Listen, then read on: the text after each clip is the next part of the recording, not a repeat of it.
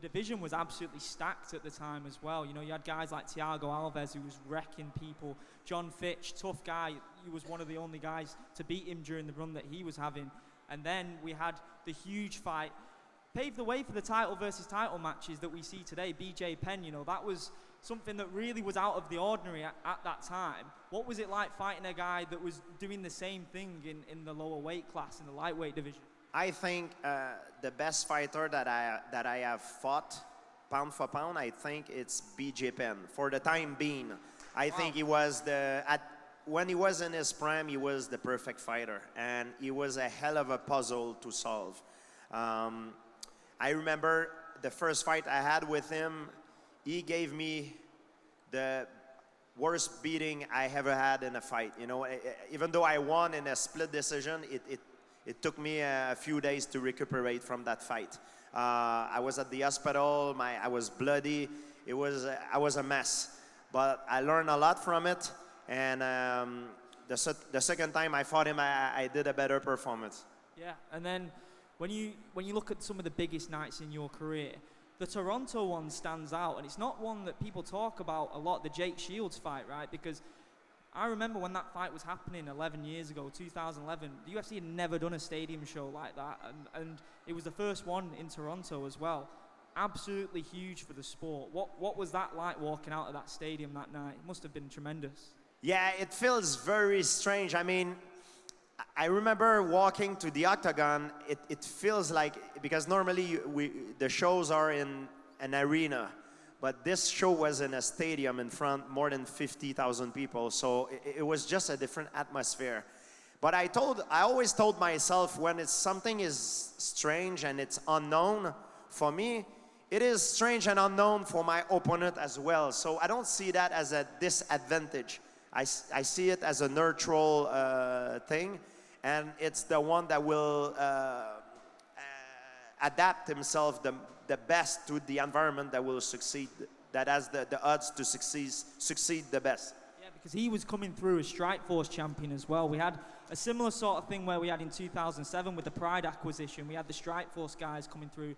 A lot of them guys did end up having success, like Luke Rockhold ended up winning the middleweight title. So that was a real big fight feel with that one, with the Jake Shields fight. And then after that one, the Nick Diaz one, part of the Strikeforce acquisition. That was a fun one for the fans. Everyone wanted to see it from the Where You At, George promo that he cut.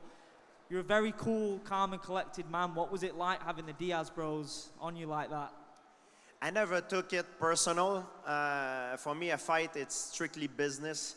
There is no fighter that I have fought that I have a negative attitude towards. Like, I like all the guys that I've fought because we share a moment, we share a bond that I will remember forever.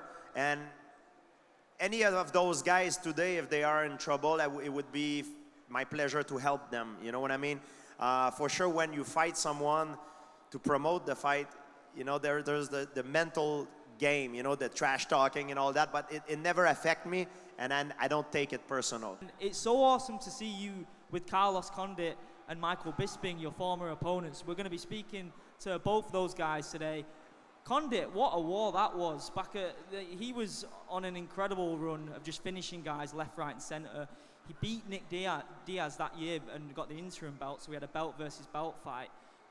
Tough matchup, weren't it? It was a tough war that you had with that one. Oh yeah, he's one of the guys that knocked me down with a crazy head kick.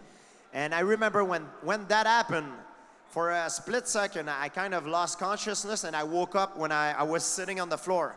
Like I had like a flash knockdown, and I saw him running towards me, and I told myself, I said, oh shit, I'm not gonna get knocked out, hell no. So I went in the guard, I protect myself, I weathered the storm, and I was able to get back in the fight.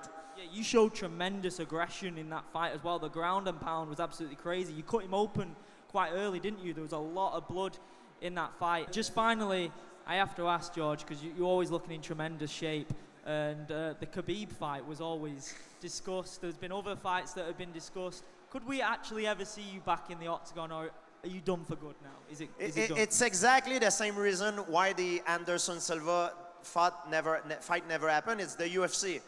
The UFC could have made it, but they had other plan. It's always a question of timing. And at the time that we wanted to make the fight happen, they had other plan for how things will go down. It's unfortunate for the fans and for us, because that's why we wanted both to happen. But UFC, it's a business, and sometimes they have to do what is good for their business and not necessarily what is good for the fighters, you know what I mean?